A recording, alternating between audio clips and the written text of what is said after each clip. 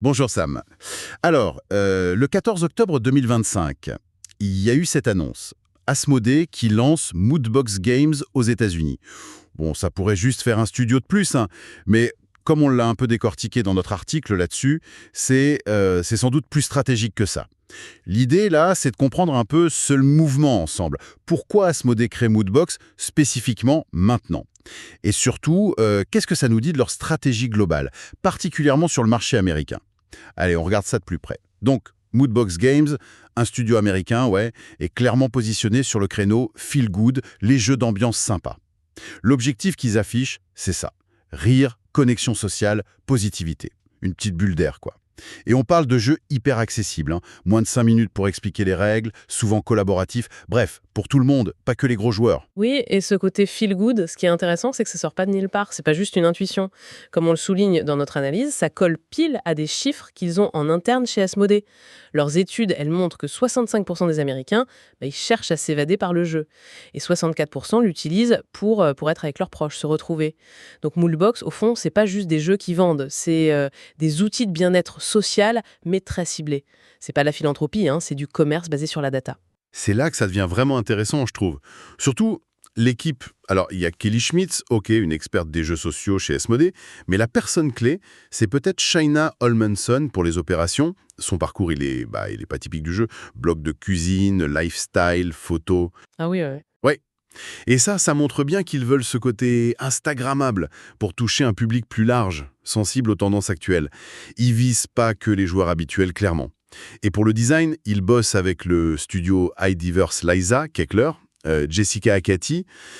Le but, du beau, de la qualité, mais sans que ça coûte un bras. C'est ça. Et si on regarde où ça se place dans tout l'univers Asmodée, ça complète bien leur offre en fait. Ça affine encore leur segmentation du marché de l'ambiance. T'as Zygomatic, c'est les gros succès mondiaux, genre Dobol, les grosses licences. Il y a Exploding Kittens, plus irrévérencieux, viral, pour un public jeune, connecté. Oui, l'humour un peu décalé. Exactement. Et puis repose production plus créative, diversifiée comme Just One, Moodbox, ça vient se caler très précisément sur le jeu social positif, collaboratif, bienveillant. On n'est pas dans la compète de certains jeux zygomatiques, ni dans l'humour qui peut parfois diviser d'Exploding Kittens. C'est vraiment C'est plus doux, quoi. voilà, c'est ça. Plus doux, plus consensuel. C'est taillé sur mesure pour une partie du marché de masse américaine qui cherche ça. Des expériences conviviales, du partage, sans prise de tête. On peut imaginer des jeux basés sur l'échange, la créativité simple, ensemble. Pour Asmodée, ça pèse quand même 17% de leur chiffre d'affaires. Et Moodbox, ça a l'air de cocher toutes les cases de ce que ce public recherche, d'après leurs analyses. Coopératif, simple, social, et avec cette esthétique soignée, très lifestyle, c'est une réponse quasi chirurgicale. Tout à fait. Et la stratégie derrière, elle est assez fine, je trouve. Elle joue sur deux tableaux.